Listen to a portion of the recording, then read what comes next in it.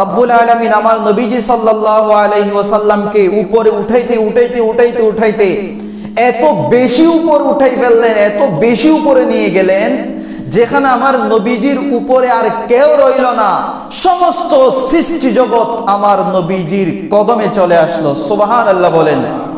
এই মেরাজুন নবী সাল্লাল্লাহু আলাইহি ওয়াসাল্লাম, এখানে বেশ কয়েকজন নবীর মুজিজা সম্মিলন হয়েছে এই মেরাজের মধ্যে। যেমন আল্লাহর নবী হযরত আদম আলাইহিস সালাম জান্নাতে ছিলেন, জান্নাত থেকে দুনিয়ায় এসেছেন, কিন্তু আরেকবার উপরের দিকে যাইতে পারেন নাই। আবার ওনার পরে আল্লাহর নবী ইদ্রিস আলাইহিস সালাম দুনিয়া থেকে জান্নাতে চলে গিয়েছেন, কিন্তু আর ফিরে আসেন নাই।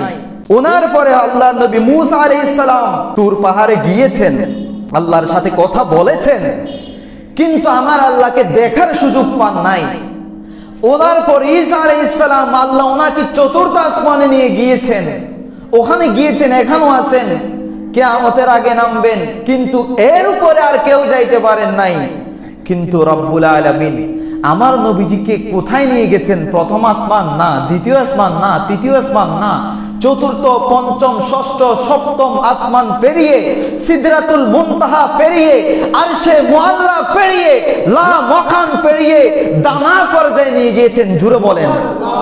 এই জন্য আমার আলা হযরত ইমাম ইশকে মুহাব্বত ইমাম আহমদ রেজা খান ফাজিলে বেরেলভী আলাইহির রহমা ওয়ার রিদওয়ান কত সুন্দর করে বলেছেন, আরে তেরা মসিন নাজি হ্যায় আরশ বরি, तेरा मगरम राज रोगे अमी,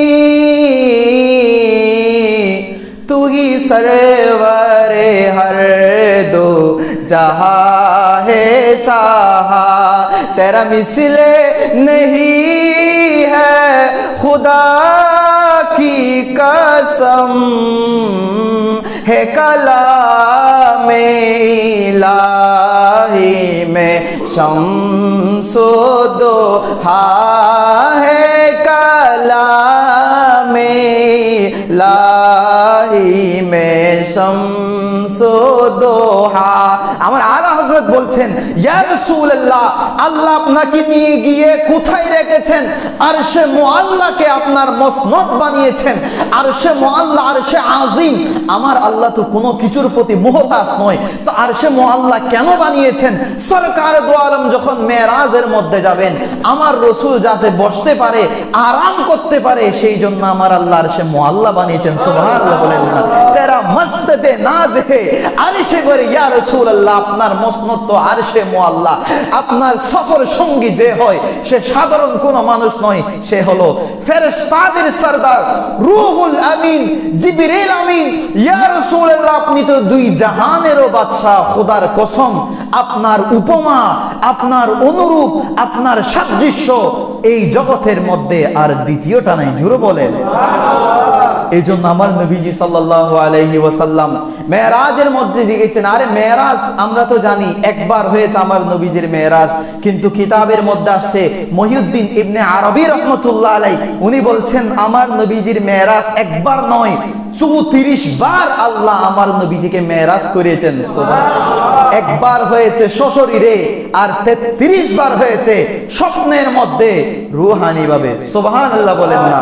সূরা বনী ইসরাইলের 1 নম্বর আয়াতের মধ্যে আল্লাহ বলছেন, সুবহানাল্লাযী আসরা বিআবদিহি লাইলাম মিনাল মাসজিদিল হারাম ইলাল মাসজিদিল আকসা আল্লাযী বারাকনা হাওলাহু লিনুরিয়াহু মিন আয়াতিনা ইন্নাহু হুয়াস সামিউল বাসীর। জুড়ে বলেন না সুবহানাল্লাহ।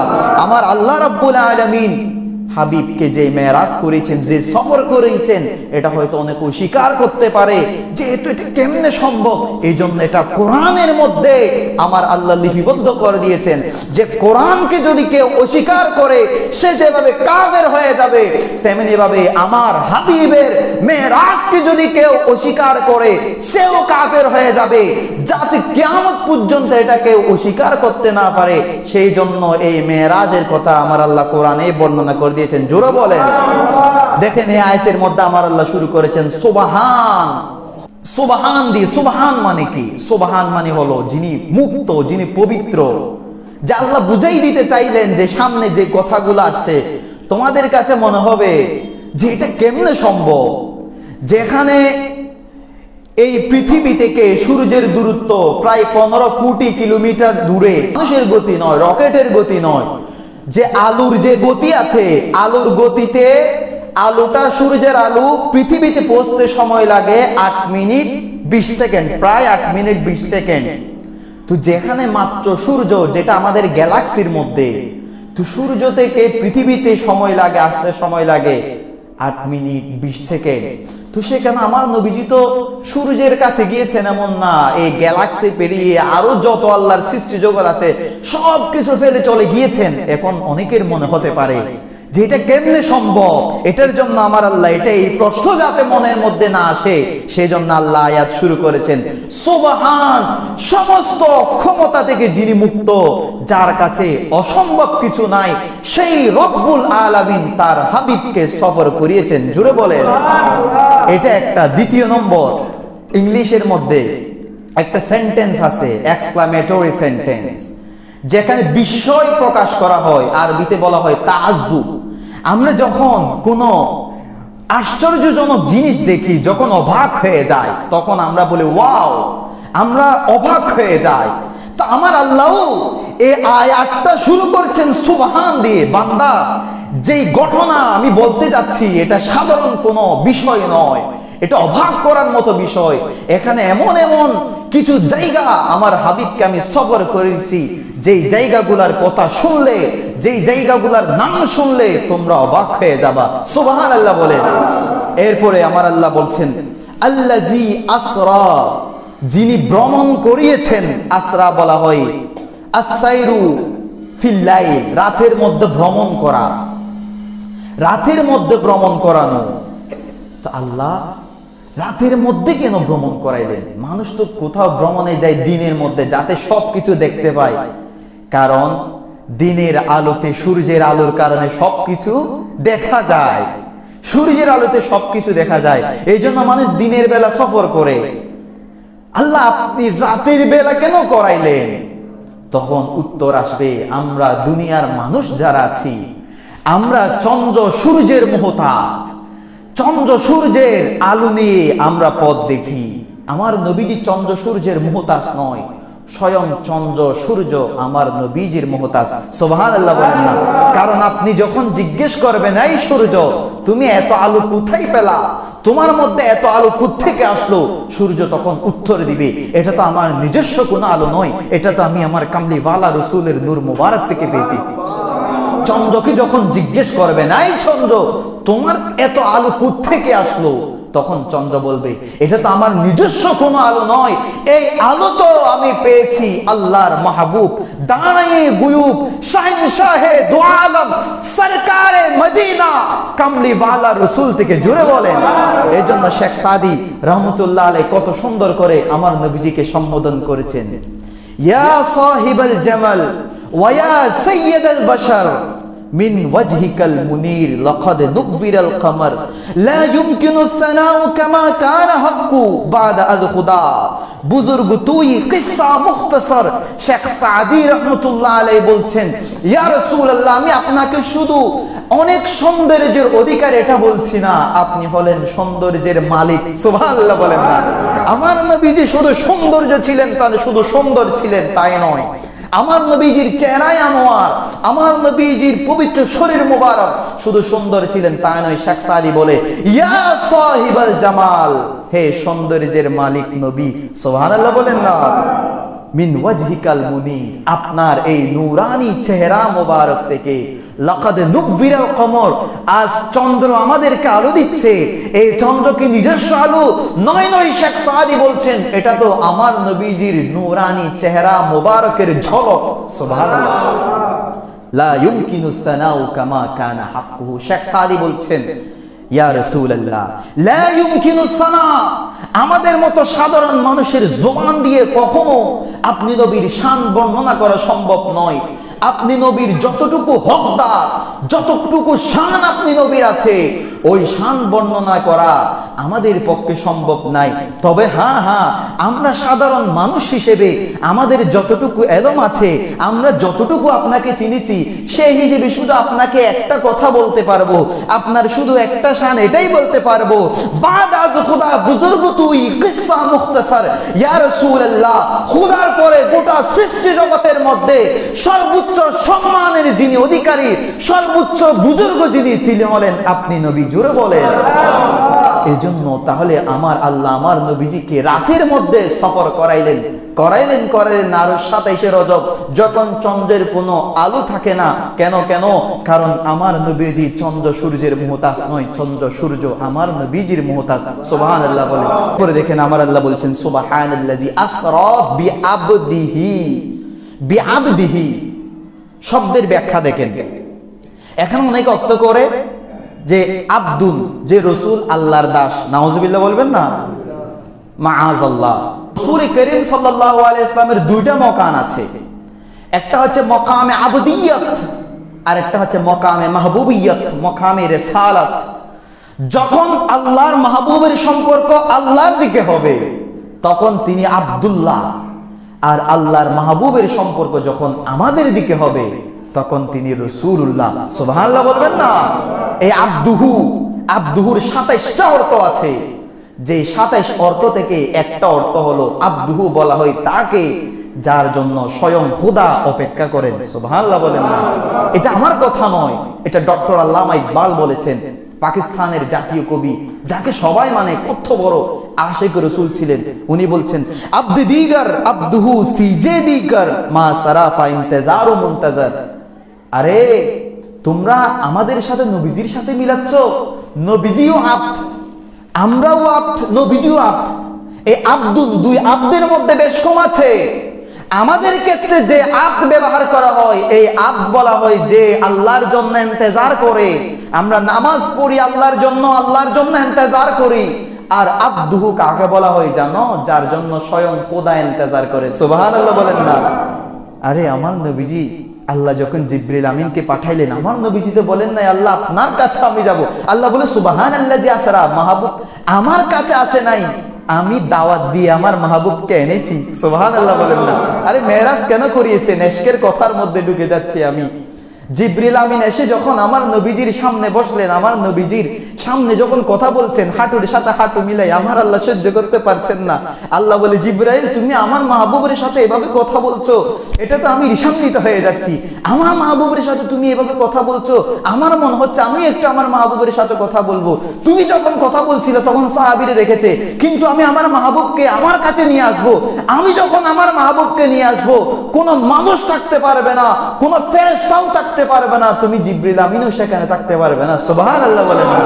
তো আমার আল্লাহ আমার নবীজিকে দাওয়াত দিয়ে নিয়ে গিয়েছেন, এই জন্য বলছে আব্দুল, আমরাও আব্দ, আমার নবীজিও আব্দ। আমরা আব্দ, কিন্তু আমার নবীজি আব্দুহু। আমাদের আর আমার নবীজির মধ্যে পার্থক্য হলো আমরা খোদার জন্য ইন্তজার করি, আর আমার নবীজিকে যার জন্য স্বয়ং খোদা ইন্তজার করে। সুবহানাল্লাহ। দেখেন এখানে সুবহানাল্লাযী আসরা বিআবদিহি, তো আমার নবীজি তো নবীউল্লাহ, আমার নবীজি তো রাসূলুল্লাহ। নবীজি যেভাবে আব্দুল্লাহ, নবীজি সেভাবে নবীউল্লাহ, নবীজি রাসূলুল্লাহ। তো বি নবীহি না বলে, বি রাসূলিহি না বলে বিআবদিহি কেন বললেন? এটার ব্যাখ্যায় উলামায়ে কেরাম অনেকগুলা ব্যাখ্যা দিয়েছেন। তন্মধ্যে কয়েকটা ব্যাখ্যা আমি আপনাদের সামনে পেশ করছি। রাসূল করিম সাল্লাল্লাহু আলাইহি ওয়াসাল্লামের এই বিরাট মর্যাদা তিনি পাওয়ার পিছনে একটা কারণ আছে। কারণ আমার নবীজি সাল্লাল্লাহু আলাইহি ওয়াসাল্লাম দুই জাহানের বাদশা। আমার নবীজি সাল্লাল্লাহু আলাইহি ওয়াসাল্লামের সামনে যে কেউ উচ্চ আওয়াজে কথা বলবে, এটা পর্যন্ত আমার আল্লাহ নিষেধ করে দিয়েছেন, আমার আল্লাহ পছন্দ করেন না। এটা সত্ত্বেও আমার নবীজি ছিলেন বিনয়ী, আমার নবীজি কোনোদিন অহংকার করেন নাই। সুবহানাল্লাহ বলেন না।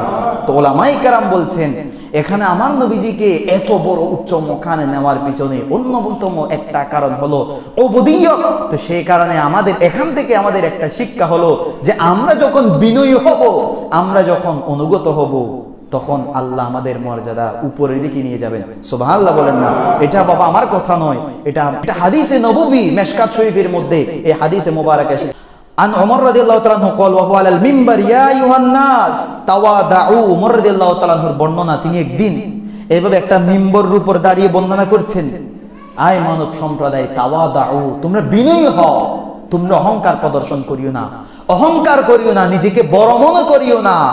ফাইন্নী সামি'তু রাসূলুল্লাহি সাল্লাল্লাহু আলাইহি ওয়াসাল্লাম ইয়াকুল, কারণ আমি আমার কান দিয়ে আমার নবীজিকে বলতে শুনেছি, আমার নবীজি সাল্লাল্লাহু আলাইহি ওয়াসাল্লাম পবিত্র জবানে বলেছেন, মান তাওয়াদাআ লিল্লাহি রাফাহুল্লাহ, যে আল্লাহর উদ্দেশ্যে বিনয়ী হয়ে যায়, আল্লাহকে সন্তুষ্ট করার জন্য নিজে বিনয়ী হয়ে যায়, যে নিজেকে নিজে ছোট মনে করে, অহংকার করে না, মানুষের সামনে অহংকার প্রদর্শন করে না, নিজেকে নিজে মানুষের সামনে ছোট মনে করে, আল্লাহকে খুশি করার জন্য আল্লাহ তার মর্যাদা বাড়িয়ে দেন।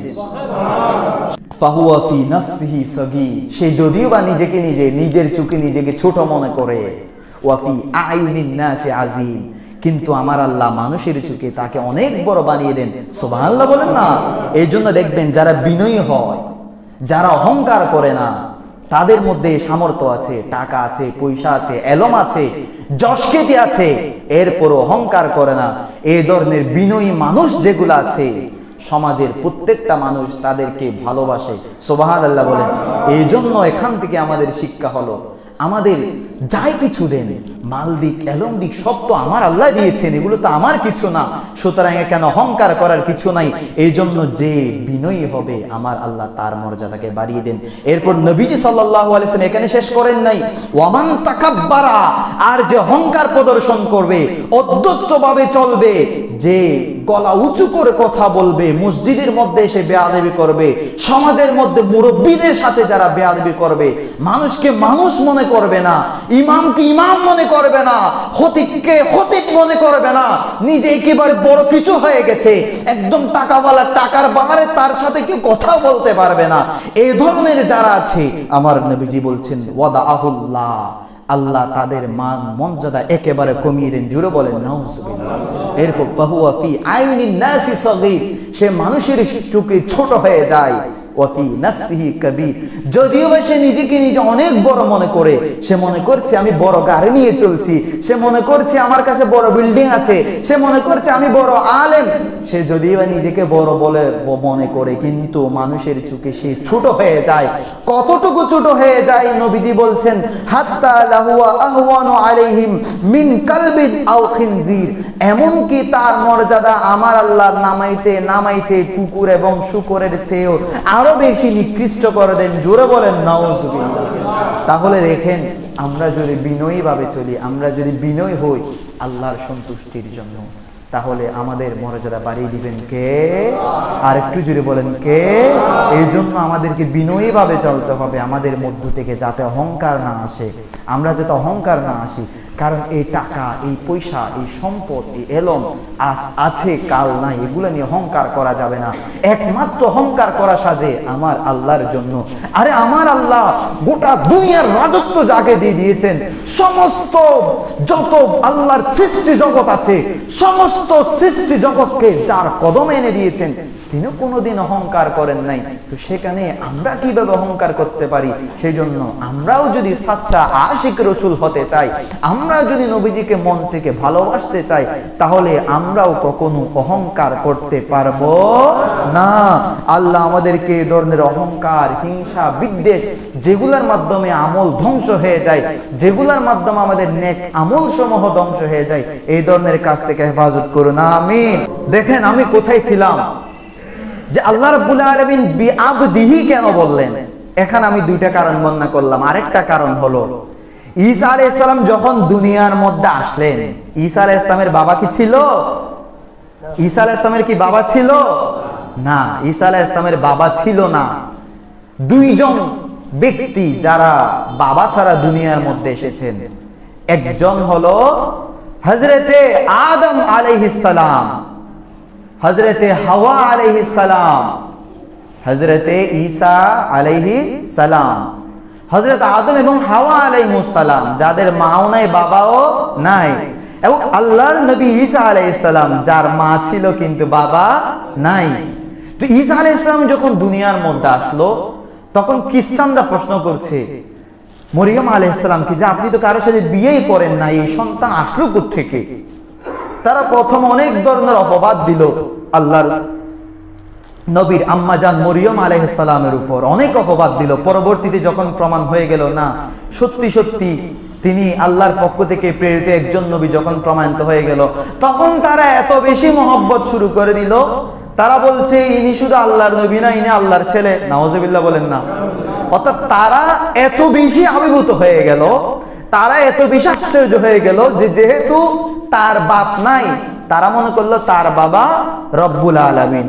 অথচ আমার আল্লাহ তো আল্লাহুস সামাদ লাম ইয়ালিদ ওয়া লাম ইউলাদ, আমার আল্লাহ কাউকে জন্ম দেননি, কারো থেকে জন্ম নেননি।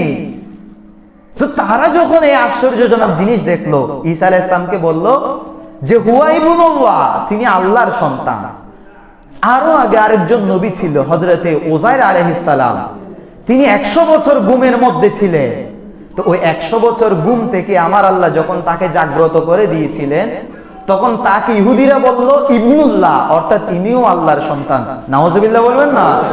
অর্থাৎ ইহুদিরা উযাইর আলাইহিস সালামকে বলেছিল ইবনুল্লাহ, আর খ্রিস্টানরা ঈসা আলাইহিস সালামকে বলল ইবনুল্লাহ।